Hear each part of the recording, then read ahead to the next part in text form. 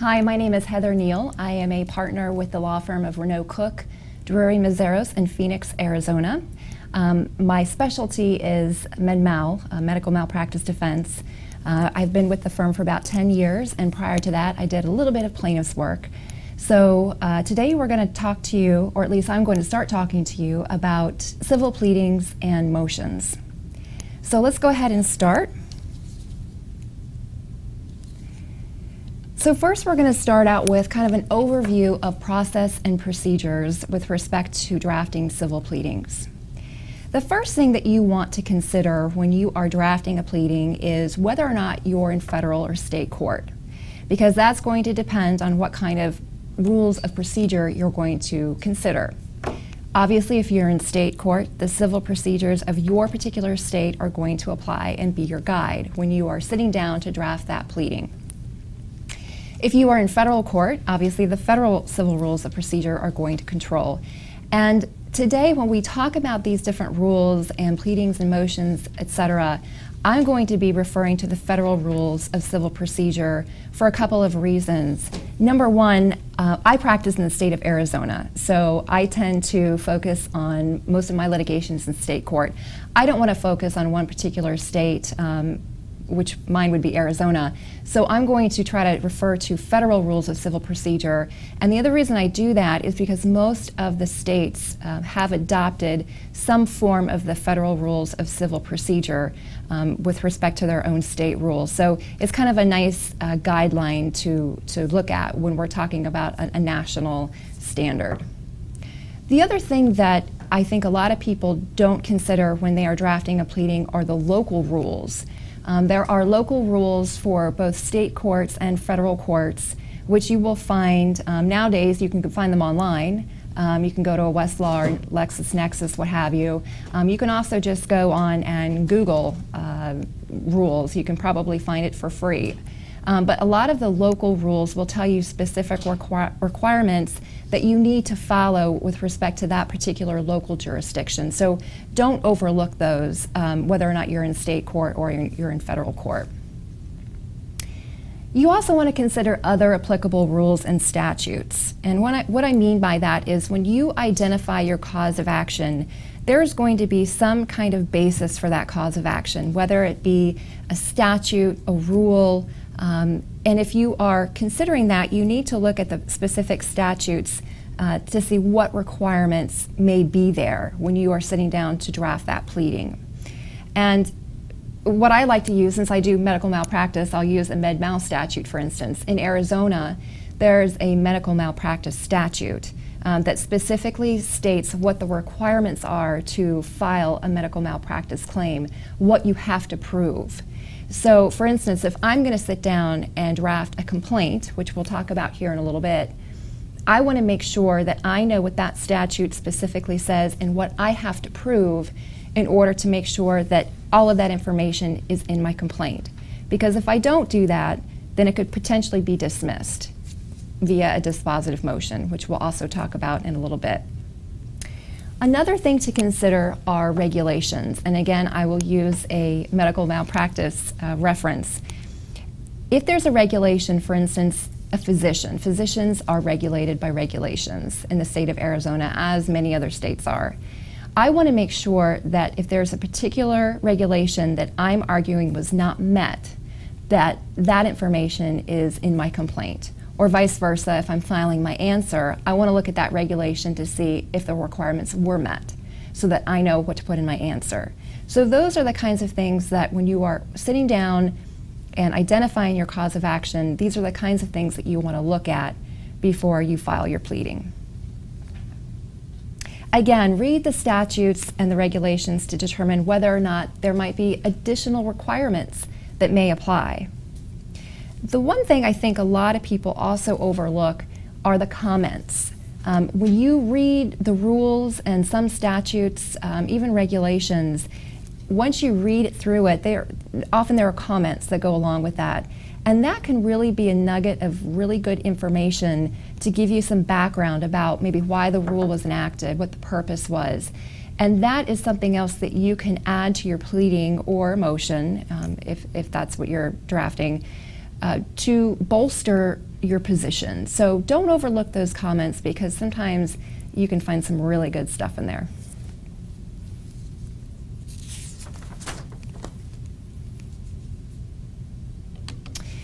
So let's talk about pleading standards.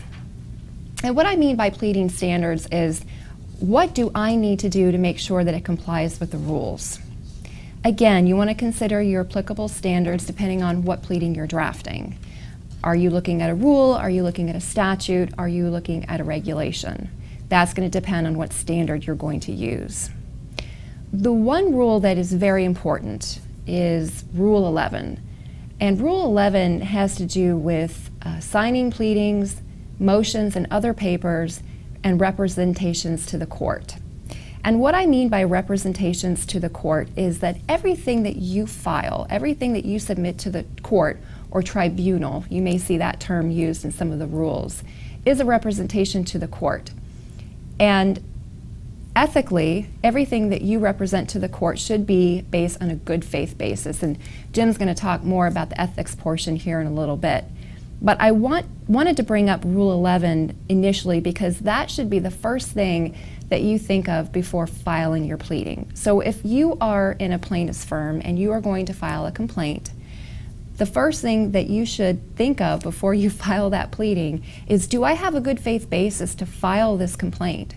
Have I done my due diligence to find out whether or not indeed a cause of action may exist? The Rule 11 basically says that everything you submit to the court, to the tribunal, must be in good faith. And if it's not, there can be sanctions involved.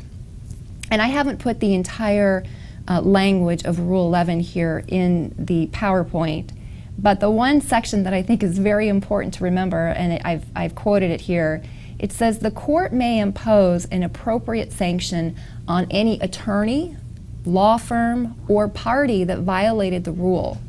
And I think that's very important to remember because not only does it affect the attorney, it can affect a paralegal, it can affect somebody else in the law firm, anybody that may have had part in contributing to this non-good faith basis, so to speak.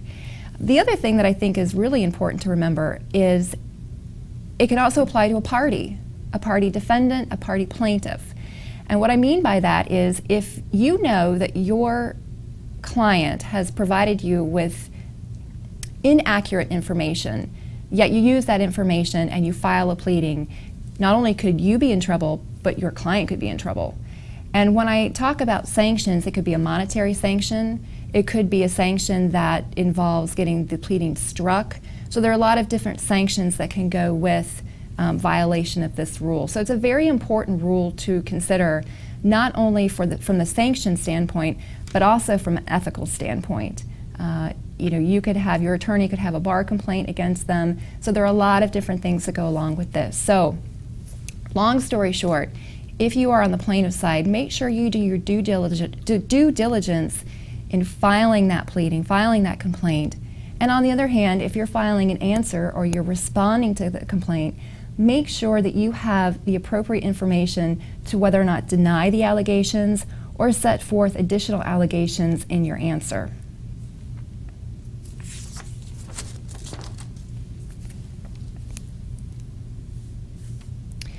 All right, let's talk some more about pleading standards. Another rule that you should consider before sitting down and drafting that complaint, filing the pleading, is Rule 8 of the Federal Rules of Civil Procedure. And this just talks really about the general rules of a pleading. One of the things that you should remember, and this actually goes not only for a pleading, but I think most motions as well, which we'll talk about in a little bit. But there are 3 things that a pleading must contain, and this is summarized in Rule 8 of the Federal Rules of Civil Procedure. Number 1, it must contain a short and plain statement of the grounds for the court's jurisdiction, unless that court already has jurisdiction. So essentially what that means is when you are drafting, I'll just take a complaint for example, and in your materials, there are some examples of different pleadings, which I will probably refer to in these next couple of slides. I think it'll be a good reference for you in going through some of this. So you might want to have those out handy because I'll probably be flipping back and forth. So with respect to the short and plain statement, one of the good references, I think, in the materials is the complaint. There should be a complaint in here. And I think a really good example of the court's jurisdiction is on page 1 of that sample complaint. So if you want to just flip to that, I'll give you a few minutes here, a few seconds to do that. On the first page of your sample complaint, you will see there are numbered paragraphs, 1, 2, 3, 4. The first, and let me kind of give you a little bit of background of what this involves so you know what you're looking at here. The names have been redacted, as you can see, so it's a little bit difficult to read, but it'll give you the flavor of what I'm talking about. This particular complaint had to do with a breach of contract action, so it's a collections action. It involved the plaintiff was a nursing home. They filed a complaint against a former resident for a balance, an outstanding balance for the services that were rendered to that particular resident. So if you look at the first couple of paragraphs, the first one identifies that the plaintiff is an Arizona corporation. The second is that the defendant is a resident of Maricopa County. Number 3, it just simply states that jurisdiction is proper. And number 4, that venue is proper. So those are short and plain statements to identify to the court that yes, this court has jurisdiction. So that's a good example of the jurisdiction requirement. The next thing that a pleading should contain is a short and plain statement of the claim, showing that the pleader is entitled to relief. And what I mean by that is, well, number 1, and we'll talk about this in a little bit, you should eliminate wordiness in your pleadings. You want to make sure that everything is short and plain and concise so that the judge or whoever is looking at the pleading or the motion understands what you are setting forth and what you're asking for. So again, if we go to the complaint, on page 3 of your sample complaint, there's a good example of this. So if you want to go to page 3, you're going to have to provide some background, and this goes for all pleadings and motions, so that whoever's reading your pleading or motion understands where you're coming from. So you're going to have some background. So if you look at some of these paragraphs between maybe 6 and 18 of the complaint, that's really background information so that the judge understands exactly where you're coming from, what your position is. But if you look at paragraph 19, it reads, defendant has unreasonably refused to perform their obligations as detailed above and is in breach of the aforementioned contract. That is a short and plain statement of the claim. In other words, defendant breached the contract. So that is a short and concise statement of what the claim is in this case. So that's a good example of the second requirement. Finally, the third requirement that a pleading must have is a demand for the relief sought, which may include relief in the alternative or different types of relief. So going back to your sample complaint, it's the very last paragraph on page 3, and it starts with, wherefore, plaintiff demands judgment by this court in its favor and against defendant in X amount.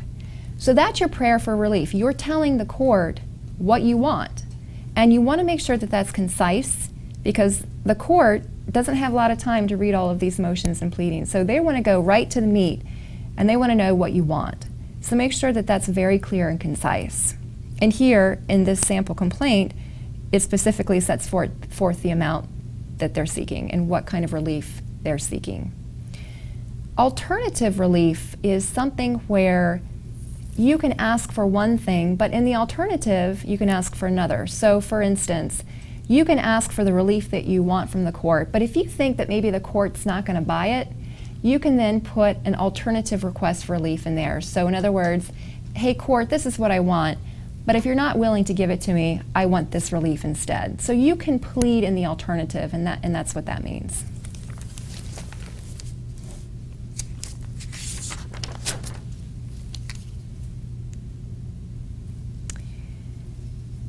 The next rule to consider when you are pleading or preparing a pleading is pleading special matters. And special matters has to do with very particular causes of action that require a heightened pleading standard. So I have, and these probably aren't all of them, but if you look at Rule 9, it will set forth all of the different ones. I think I have most of them on here for you. So I want to go through them and talk to you about them just briefly to give you a flavor of what might consist of pleading a special matter. So the first one is pleading fraud or mistake. The requirement under Rule 9 states that you have to state your allegations with particularity. Probably the most common pleading or cause of action for fraud or mistake that I see in my practice is fraudulently inducing someone to enter into a contract, or if somebody entered into a contract by mistake or didn't understand one of the terms. That would be a really good example of a cause of action for fraud or mistake. If you have something like that, you have to state the allegations with particularity. And it also depends on whether or not your state is a fact pleading state or a notice pleading state, which we'll talk about in a little bit. But regardless, if you have that cause of action, make sure that you state your allegations with particularity in your complaint. The next one is conditions precedent. And basically what that means is if you are alleging something had to happen before something else, that's a condition precedent. And it's a little confusing, so I think a good example would be if you have a contractor come to your house and you say, okay, contractor, I want you to fix my roof, and if you do that, I will agree to pay for the repairs. That would be a condition precedent. The roofer has to fix it per your terms before he gets paid. That would be a condition precedent. In Rule 9, it states that you can state generally if you are pleading that allegation, but if you're denying it, then you have to deny it with specificity. So for instance, if the contractor sued me for an unpaid amount, if I denied that, I would have to deny it with specificity. So for instance, I might say, well, yeah, he did the work, but he didn't do a good job, he used the wrong materials, and he didn't come when he said he was going to come. That would be denying it with specificity. So that's just kind of a crude example of what that means. Official document or act. You can state generally that the document was a legally binding document or that the act was legally performed. You don't have to allege that with specificity. For instance, if you are alleging that a contract was legally binding, you can probably do that. Or if you are saying that something was notarized, maybe a document was notarized, that would be an act that was legally performed. You don't have to state with specificity on those kinds of things. Judgment. You can state generally without showing jurisdiction to render the judgment, and I think a really good example of this would be if you are trying to enforce a judgment, a foreign judgment from another state. And we do that quite often in our state. You can state in the application that the judgment was legally binding or that it was enforceable from another state. You don't have to show that that state had jurisdiction to actually enter the judgment. So I think that's probably a good example of that one. Time and place. If it's a material fact, then you need to state it with specificity. And the one thing that comes to my mind in time and place, I used to do some plaintiff's work in Myrtle Beach, which is a very big tourist attraction, and we'd have tourists come in and get into motor vehicle accidents all the time, especially in the summer. And so we would file complaints. If it's a material fact, which it usually is in a motor vehicle accident, you need to state the time and place. When it happened, where it happened. So that's probably a good example of that. And then finally, special damages. This is going to be very state specific depending on what kind of cause of action you have. Some causes of action will have special damages that attach to it. If you do, then you need to state those with specificity.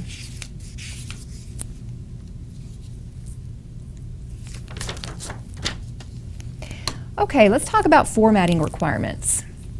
Rule 10, I think, is a very good rule to look at when you are considering formatting requirements because it talks about the form of the pleading. And again, this is federal rules, so make sure that you check your states with specific formatting requirements that they may have. But in general, every pleading must have a caption with the court's name, the title, the file number, and a Rule 7-8 designation. And what I mean by Rule 7-8 designation is there are only certain pleadings that are allowed to be filed in a complaint, an answer, counterclaim, crossclaim. 7A and Rule 7A will designate that. So when you have your title and your caption, you want to put up there what it is. Is it a complaint? Is it an answer? Crossclaim, etc. And again, I think if you have your materials in front of you, we have an answer that we've included in here. And if you flip to the answer, you can see it's I think, a good example of what's required under Rule 10. If you look at the very first page of that answer, you can see in the Superior Court of the State of Arizona, in and for the County of Maricopa, that's the court that we're filing in. You see the cause number there on the right-hand side. You see what the pleading is. It's answer to plaintiff's complaint. And you've got the parties there on the left side, even though they're blacked out. They're there. So that would be a good example of what the caption is supposed to look like. And again, check your state with any particular requirements that they may have. Another requirement under Rule 10 is that there must be paragraphs and separate statements for each allegation or each answer that you are pleading. Every party must state claims or defenses in numbered paragraphs. And not only is that a requirement, but it makes it easier to follow along. Because if you are answering a complaint, you want to make sure that your answers correspond with the paragraphs of the complaint. So it makes it easier. It makes it a better read, an easier read.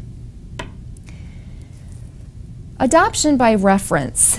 This is used quite often especially if you have a very lengthy answer or even in a complaint. But adoption by reference is basically a statement in a pleading that may be adopted by reference elsewhere in the same pleading. And there's a good example of this. It's kind of hard to describe without seeing an example of it. And in your materials, I have included a sample counterclaim. And don't worry, we're going to talk about what all of these different pleadings are, but as I go through this, I think it's helpful to give you some examples of these things. But if you look on page 4 of your counterclaim, the sample counterclaim, there is a reference to that. So if you go to page 4, if you look at paragraph number 25, it says that Thomas, who is the defendant in the case, realleges and adopts all of the matters contained in the foregoing paragraphs of this answer. And one of the nice things and why we do that is that way we don't have to reiterate everything that we just said in the last 3 or 4 pages. We have now adopted that by reference, so everything going forward is now included. So it's just kind of a nice shortcut way to make sure that everything is incorporated. You want to make sure, and I keep pounding this, but I want to make sure that you understand that the local rules also have additional requirements about formatting. So make sure that you check those because it will probably give you things like font sizes, margin requirements, spacing, all of those different things that the judges in that particular jurisdiction will want. I have seen pleadings, believe it or not, rejected because the formatting requirements were not followed. So make sure, because that's the last thing you want to do is spend all this time drafting a pleading, getting it filed, and then having it be rejected for some formatting requirement. A lot of new computer programs now actually have a feature where you can take those requirements and plug them in. So it's kind of nice. Every time you go to your pleading format, it's all going to be ready for you. So you don't have to worry, oh gosh, what's that margin size again? So I would look into that if you don't have it already at your firm or at your office.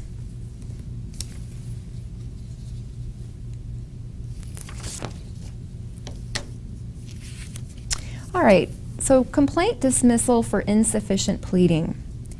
So now we are talking about we're going to get into a little bit of motion practice here, even though we're still in the pleading phase of our presentation. But what you want to look at when you are considering a dismissal for insufficient pleading is Rule 12. Rule 12 is the rule that you're going to look at for, except for a motion for summary judgment, dispositive motion. So a motion to dismiss. Rule 12 is going to be your rule that you want to look under. Now, there are a lot of different bases upon which you could file a motion to dismiss for insufficient pleadings. This could include things like failure to plead with specificity. So just like we talked about when you have those special causes of action where you have to plead with specificity, if you don't do that, a motion to dismiss could potentially get rid of that complaint or that cause of action. A failure to state a claim. That's probably the most common motion to dismiss that is filed. We'll talk about that in a little bit. Failure to establish jurisdiction. Just like we talked about earlier when we looked in that complaint and we looked at the paragraphs that establish jurisdiction. If jurisdiction is not established or it's not proper, that can be a basis for a motion to dismiss. Failure to show why a party is entitled to relief. As we discussed earlier, that was one of those requirements that the pleadings are required to have, is why the party is entitled to relief. What's the prayer for relief? If that's not contained in the pleading, it could be dismissed via a motion to dismiss. Or, again, failure to request relief, just like we talked about. So Rule 12b-6, probably the most common rule or the common basis upon which to file a motion to dismiss. Failure to state a claim upon which relief can be granted. That sounds very menacing and very confusing. But basically, if there is not sufficient evidence or allegations in the pleading upon which whatever claim you're trying to prove, if there's not enough in there, then it can be dismissed via a 12b-6 motion. And sometimes you'll hear that. Instead of a motion to dismiss, you might hear a 12b-6 motion. They're the same thing. We're going to talk about this later, but a motion to dismiss should not be confused with a motion for summary judgment. They are two different motions, even though they have the same purpose, to get rid of the claim. In a motion to dismiss, it is based purely on legal standards and legal information, whereas a motion for summary judgment considers the facts. And we'll talk about that later, but before we go forward, I don't want you to confuse the two. They're two separate things. Rule 12e talks about a motion for a more definite statement. This, I think, I don't see it very often. I see it more in commercial litigation as I do in medical malpractice, but basically what that means is if you get a complaint and you're sitting down to draft the answer and it's not clear or there's not enough information and you're thinking, I can't possibly answer this because there's not enough information for me here to file my answer, you can file a motion for a more definite statement and ask the court to enforce the plaintiff or whoever's filing the claim to make that statement more definite so you have enough information to actually answer it. In the alternative, sometimes I've seen it done where somebody will file a motion for a more definite statement and in the alternative, a motion to dismiss. So if plaintiff or whoever's filing the claim, if you cannot make it more definite, then there's not enough information here, so it must be dismissed. So I've seen it in the alternative. And then 12F, Rule 12F, motion to strike. You can use the motion to strike in a lot of different instances, but in this particular instance, what we're talking about with respect to pleadings typically is if there's improper allegations in the complaint. I have seen it where somebody has filed a motion to strike those improper allegations. I have seen a motion to strike an entire pleading because it doesn't conform with the requirements. There can be a lot of different reasons why you file a motion to strike. But the one thing to consider, and I would keep this in mind, if you get a complaint and there are improper allegations, and when I say that, I mean technically in a complaint you are supposed to allege the causes of action as opposed to just reiterating information. And a good example of this would be like medical record, so medical malpractice complaint. If the plaintiff has just literally taken medical records and thrown information into a complaint that just reiterates information in a medical record and doesn't actually allege anything, those are improper statements and they really shouldn't be contained in a complaint. So oftentimes I will file a motion to strike that information. And why do I do that? It probably doesn't matter in the short term, but it could matter in the long term, because everything that you file with the court is now a part of the record. It is part of the official record. So let's just say that there's some dispute about something that's in the medical record. If I didn't file my motion to strike that at the very beginning of the case, it is now in the record. And if I go and file a motion or I argue that that's not accurate or consistent, then very likely, if I'm the plaintiff's attorney, I'm going to come back and say, well, she had no problem with it when I filed the complaint in the first place. And so now you've got inconsistent theories. So, you know, you have to think about things, even though it might be a short-term issue. You have to think about the big picture, and you have to think about what the long-term effects could be down the road. So just keep that in mind. And that really goes for anything, any kind of discovery, which I think Jim's going to talk about later, any other pleadings that you might file with the court. Make sure that your positions are consistent, because if they're not, they're going to come back and get thrown in your face more than likely later down the line.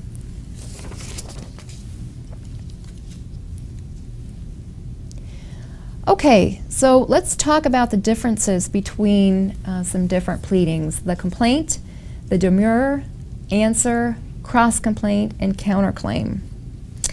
So to make it easy, a complaint initiates the action.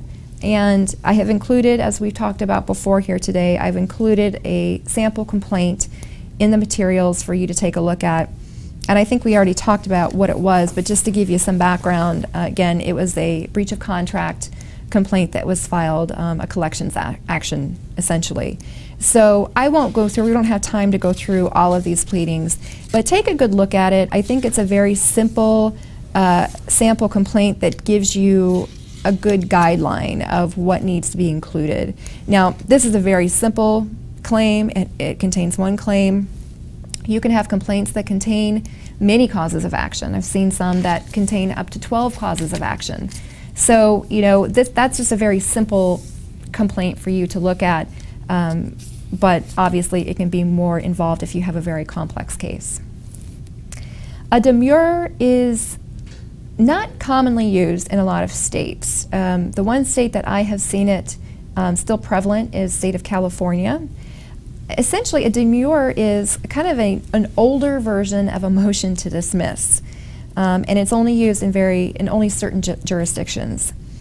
Essentially, what a demurrer is, basically what you are saying to the court that, okay, I've got the plaintiff's complaint, and I'm going to assume that even if the facts are all true as alleged in the complaint, there is still no legal basis for this lawsuit, and we shouldn't have to proceed court. So before we even file an answer, we want you to take a look at the sufficiency of the plaintiff's complaint. That's essentially what a demurrer is. A lot of states have now gone away from the demurrer, and now they just go to a 12b6, a motion to dismiss.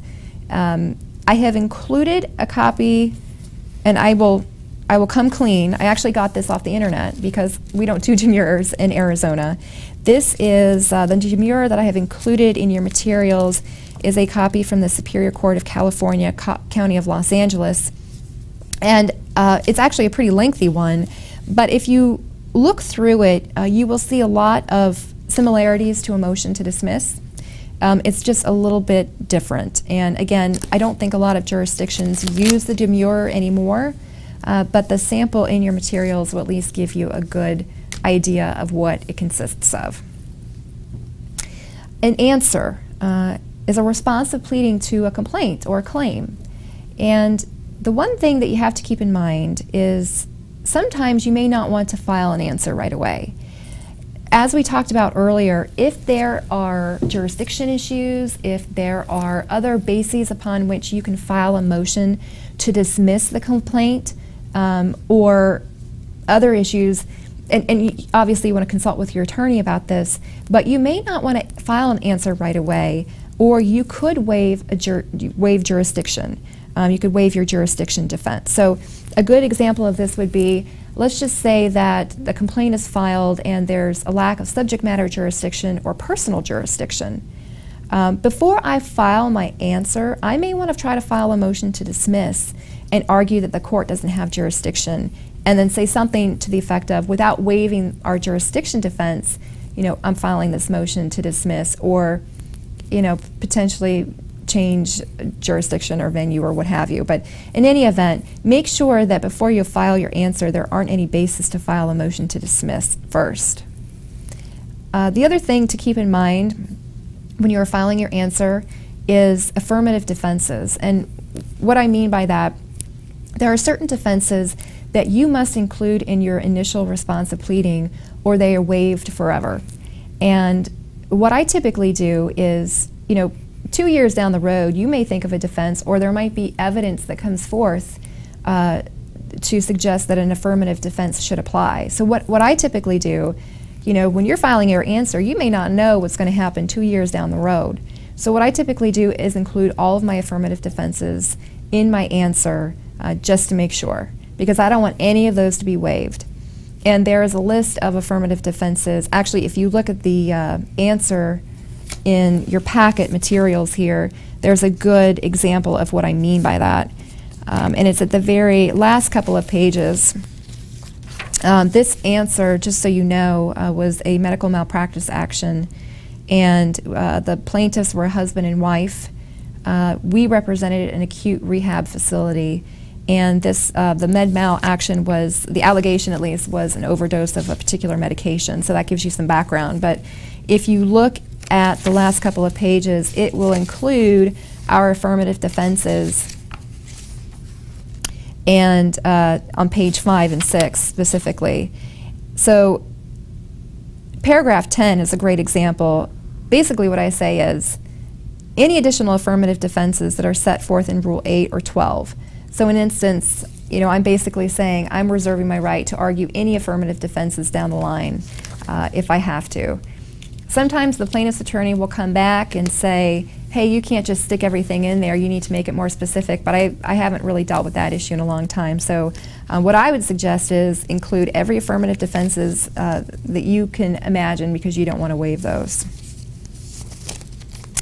A cross-complaint, and in law school I always had, I don't know why I had a problem with this between cross-complaint and counter-complaint, but I think I've come up with something, how to remember this. A cross-complaint initiates a cause of action against a co-defendant. And so I think to differentiate the difference between a cross-complaint and a counterclaim, I think about playing tennis, like a doubles match. A cross-complaint is the player across from you. So it would be my partner playing doubles. A counterclaim initiates a cause of action against the opposing party. So my counterpart on the other side of the net would be a counterclaim. I just came up with that, how to remember it, and I've never forgotten it. So hopefully that will help you. But counterclaim, just remember, counterclaim is opposite and cross-claim is across from you. So if you have a cross-claim against your co-defendant, a good example would be, and I think we have one in here, a cross-complaint. And actually I think the cross-claim that we have in here has to do with indemnification, if I'm remembering correctly. Right. So in the example for the cross-claim here, one of the defendants filed a cross-claim against a co-defendant for indemnification. And we'll go through this a little bit later, but that's a good example of what a cross-claim would be. A counterclaim is, and I think we also have a copy of a counterclaim in here, an example, we do. Counterclaims, I see, and I don't see a lot of it in medical malpractice actions, but where I see counterclaims most often are like in commercial litigation. So if you have, if a plaintiff files a breach of contract claim against a defendant, the defendant may file a counterclaim for a breach of contract. That's probably the most common counterclaim that I see. The example of the counterclaim that we have in this case has to do with, well, actually there was a counterclaim for a breach of contract plus some other things, tortious interference of a contractual relationship, consumer fraud, and some other things. So that's a good example of what a counterclaim would look like. The one thing about counterclaims, and I won't get into it too much, there are two types of counterclaims, permissive and compulsory. Compulsory means that the counterclaim is arising from the same set of, or the same transaction or occurrence that gives rise to the initial claim. So a good example of a compulsory counterclaim would be the one we just talked about. If somebody files a breach of contract action against a defendant, and then defendant files a counterclaim for a breach of contract out of the same contract, that would be arising out of the same transaction or occurrence. A permissive counterclaim would be, it arises from an event that is unrelated to the matter that gives rise to the initial complaint. So permissive counterclaims, sometimes you need to get the court's permission to file that counterclaim. And a good example of a permissive counterclaim would be if I was the homeowner, somebody came and was walking up to my door and slipped on a roller skate that was still outside and fell and broke their leg, but the man who broke his leg owed me money. And so he sues me for negligence, then I sue him for the unpaid balance on this money that he owes me. So that's not really arising out of the initial occurrence. It's something completely different. It's completely unrelated to him falling on the roller skate outside of my house. So that would be an example of a permissive counterclaim. The one thing to remember too about counterclaims, the counterclaim is only going to be valid if it's possible to make that same claim by initiating a lawsuit. So for instance, if I do a counterclaim, but the statute of limitations has run on my counterclaim, it's not going to be valid, because it wouldn't be valid if I filed it to initiate a cause of action. It would violate the statute of limitations. So just because there might be a counterclaim, look at the other requirements, because it may not be valid.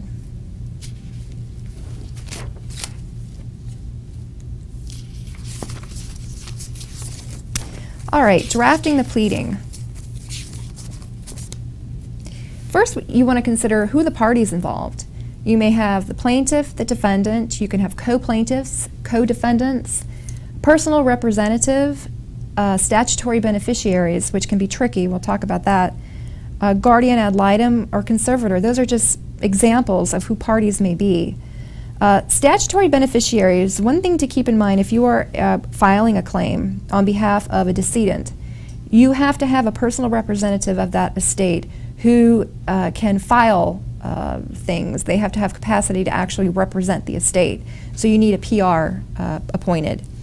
If there are statutory beneficiaries, you need to look into that. And what I mean by that is the decedent may have a spouse, children, people who are entitled per statute to receive benefits if there's money obtained from the judgment. You want to do your due diligence to identify any potential statutory beneficiaries and make sure that they want to be part of that claim. If they don't want to be part of that claim, you have to get that in writing, but make sure that you do that, because if you don't, you could potentially miss a claim for a statutory beneficiary, and they could come back against you or your firm or your attorney later saying, hey, where's my money? I wasn't included in this lawsuit. So make sure that you identify statutory beneficiaries, find them, notify them of the claim, and make sure that they want to be part or don't want to be part of the claim. A guardian, conservator, they're kind of the same things, but not exactly. A conservator typically is appointed by the court and manages and protects the financial affairs of somebody who is incapacitated. A guardian, or guardian ad litem, has legal authority to care both for the personal care of the person and their property.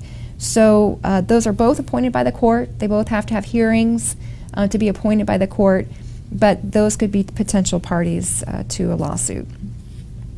The one thing to consider when you are considering parties, especially defendants, if you are naming a bunch of defendants in a case, is whether or not it will affect your jurisdiction. You know, if you're in state court and you're naming a bunch of defendants, especially out-of-state defendants, you know, you might get that removed to federal court. So if you want to go to federal court, make sure you're, you know, considering who you're naming as a defendant. So there are just a lot of other additional issues you want to consider when you're determining who you're going to make a party to the lawsuit. Again, content and language, all pleadings are going to require those short and plain statements of the claim or defense and the statement of the relief sought. The fact pleading, this is what we talked about earlier, or I referenced earlier. Check your particular state, because I don't have all of the different states who do fact pleading versus notice pleading, but there are differences and there are different requirements for each state. If you are a fact pleading state, that's a more strict requirement. And basically what that means is that your pleading must include all the facts needed to back up all of your allegations. So in other words, you have to be very specific and include all the facts in your initial pleading. Notice pleading is a more relaxed standard, and in 1938 the Federal Rules of Civil Procedure adopted the notice pleading requirements. Most states, I believe, are notice pleading jurisdictions. I know there are a couple of states for sure I know aren't. Louisiana and Illinois I know are still fact pleading states. Arizona is a notice pleading state, which basically means you just have to notify the defendant or the other party of the general issues in the case, the general allegations. You don't have to get very specific. You just have to put them on notice that, hey, I have a claim and this is generally is what it's about. This is also going to determine whether or not you're a fact pleading state or a notice pleading jurisdiction, how much specificity you really need to get into when you're asserting a cause of action. So check your state, figure out if you are a fact pleading or notice pleading jurisdiction. Okay, considering the facts, proving the facts. You want to assert all of the relevant facts that give rise to the cause of action, depending on whether or not your notice or fact pleading is going to depend on the specificity and volume of what you include in your initial pleading. The one thing that you can include in your initial pleadings, supportive research and case law, citations. It's not required typically in an initial pleading or responsive pleading. However, I have seen it done, and sometimes it helps, sometimes judges like that. The one thing to consider, though, going back to that Rule 11 rule, make sure that you have that good faith basis to file your pleading. So do your research, look up the case law, make sure you have a valid cause of action or grounds for a cause of action before you file it, but you don't necessarily have to include it in your initial pleading. I put in here authoritative research versus persuasive authority. So authoritative research basically, or case law, is case law that is set by your jurisdiction. That's authoritative. The lower courts have to follow that, or are required to follow that. Persuasive authority may be cases from other states, other jurisdictions, that says, hey, this is how Illinois is doing it. I think Arizona, we should do it like Illinois. That would be considered persuasive. So in other words, it might be persuasive to the judge, but the judge doesn't necessarily have to follow that rule. And again, cite to cases in your jurisdiction as opposed to others because they're going to be stronger.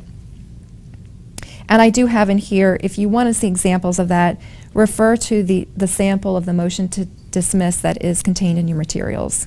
You will see some good examples of that.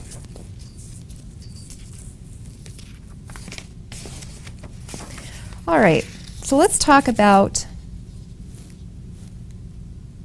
sufficiency of the complaint. We touched on this a little bit earlier today about Rule 12.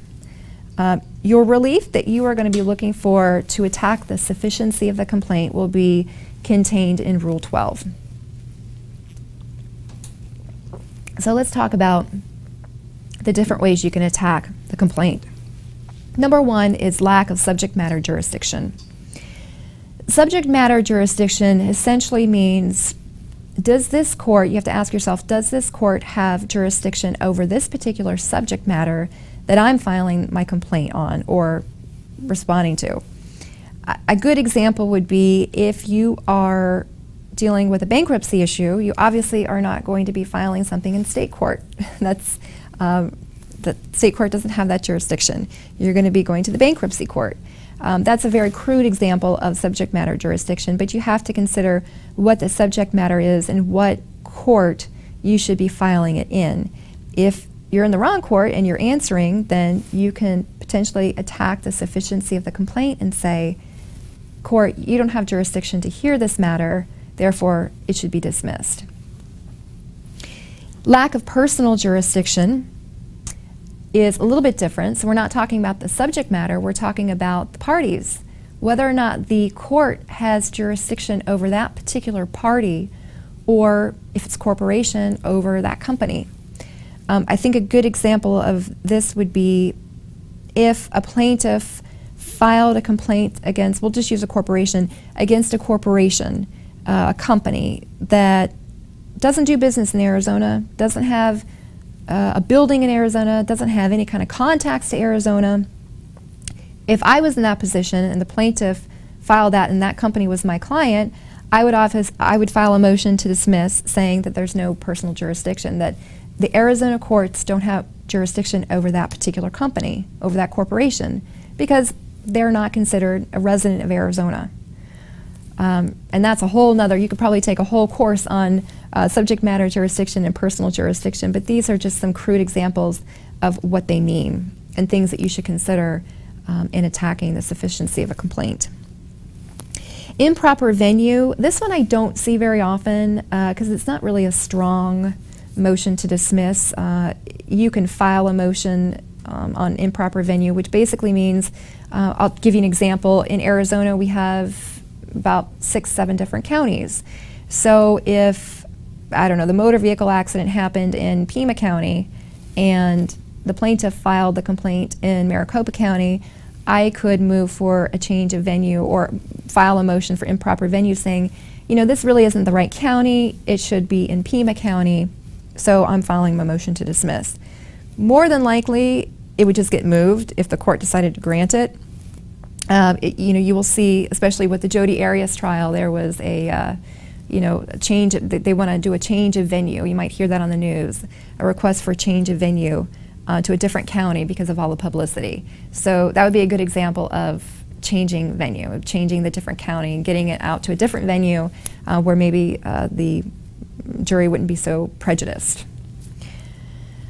Insufficient process. We're going to talk about process, I think, in the next section, but just to kind of give you a little taste of what that means is if the complaint or the claim is not properly served, improper service process on the defendant, that can be a way to attack the sufficiency of the complaint. We'll talk, and there are lots of things to talk about on that issue, so we'll get into that in a little bit. Here's your 12b6 standard, failure to state a claim upon which relief can be granted, and that will be ingrained, that term will be ingrained in your head probably forever, as long as you are involved in the practice of law. But there's your 12b6 standard, which we can talk about a little bit more detail later, but basically again, there's not enough evidence, there's not enough allegations in the pleading legally to uphold the claim. Failure to join a necessary party. This one I don't see very often, but when I do, it usually has to do with, one of the examples I think is like if you have a product liability case and let's just say that, I don't know, the manufacturer or the distributor wasn't named as a defendant. You can move then to have other necessary parties added to the action. You might be able to join them later, but check out your statute of limitations because there might be an issue on that. So that's another way to attack a complaint, is to say, hey, court, not all the necessary parties are here, they're not part of the action, therefore it should be dismissed. More than likely, they're just going to add the other party, but it's another way you can try to attack the complaint. Motion for more definite statement, we did talk about that earlier. Motion to strike, we talked about earlier. Motion to amend, this really isn't a way to get rid of a claim or a complaint, but it kind of goes hand in hand, I think, with motion for more definite statement. If you file your motion for more definite statement, an alternative relief could be a motion to amend. So in other words, you know, okay, court, there's not enough information for me to answer here. So first I need a more definite statement, and or if it's not clear, they need to amend their complaint. Another example of that would be if you're on the plaintiff's side and the time to amend your complaint has passed, look at your state to see what the time frame is, but there's a time frame that you can amend it once as of right. After that particular time frame, you then have to file a motion with the court. A good example of filing a motion to amend for a reason would be to add a particular claim. Let's say that you've done some additional research and there's another claim that you didn't really realize was out there until you started doing some discovery. Or maybe another party that you didn't realize was out there until you started doing some other discovery. So if you're a plaintiff and you want to add them to your complaint, you would file a motion to amend with the court to get permission to do that.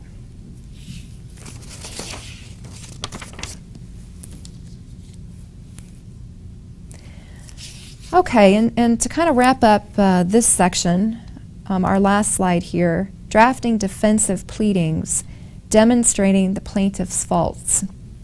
We've kind of already touched on that on the last slide, but I do want to talk about some specific things here. And this has to do more with strategy than anything else. The one thing, I think the strongest thing that you want to hit on if you are trying to attack the plaintiff's faults or the sufficiency of the pleading is plaintiff's failure to follow substantive rules. And when I say that, this is really where your 12b6 comes in, is you want to explain why the plaintiff has failed to assert enough information or allegations upon which the claim can be granted. So basically you're saying to the court, even taking into consideration, let's just assume all the facts that are alleged in plaintiff's complaint are all true, and we agree with all of them. Even giving them that, there's still not enough information to set forth a prima facie case to proceed. And when I say prima facie, there's another handout in your packet called Pleadings and Motions, and I describe kind of what a prima facie case is more in those materials. But basically, let's just take the medical malpractice statute, for instance, in Arizona, there are basically three main requirements that you have to prove. If there's not enough information in the complaint, even assuming all the facts are true, that they can prove those three different causes or parts of the cause of action, then you should, court, dismiss the complaint. The second, I call it the fallback argument. The second thing that you can argue is that they failed to follow the procedural rules. This is kind of a weaker argument than the failure to follow substantive rules, because substantive really has to do with the law, the legal theory itself. Procedural rules, again, have to do with, well, they didn't follow the proper formatting, it's not the proper type of pleading that they've pled. That's actually more substantive, but the procedural things that we talked about earlier, you can also argue that it should be dismissed for procedural issues. However, what I would do is I would argue both, but I would highlight the substantive argument part of my motion, because that's really going to be your stronger meat, that's going to be the stronger part of your motion. The one thing that you want to do always is, if you are filing your motion to dismiss, in the prayer for relief part, make sure that you request that the complaint be dismissed with prejudice. And I say that because for a couple of reasons, but number one, if you get the complaint dismissed with prejudice, that basically means that plaintiff, you can no longer ever come back at me against my client, my defendant, with the same cause of action ever again. It has now been dismissed with prejudice, it's over, it's done, it can never happen again. If it's dismissed without prejudice, and sometimes courts will do this, if they are giving the plaintiff kind of a second go at filing their claim or something for whatever reason, that means that they can still pursue the claim, they can refile, they can still go after you. But the one thing to consider is statute of limitations. So let's just say that the court says, okay, we're going to dismiss your complaint, plaintiff, without prejudice. We're going to give you another opportunity to go refile for whatever reason. Look at the statute of limitations, and they're all going to be different for different causes of action in different states, so make sure that you check your rules on this. But consider the statute of limitations. If it has expired, if they're over that statute of limitations and they try to refile, you now have a very good chance of filing a motion to dismiss to get rid of it on a 12b6 ground. So There are many things to consider when you are filing your pleadings at the very beginning of the case, but that is definitely one of them, kind of one of the main rules to remember. Always request with prejudice when you're filing that motion to dismiss, and consider those statute of limitations issues if they are going to refile. So I think that takes us to the end of this first section.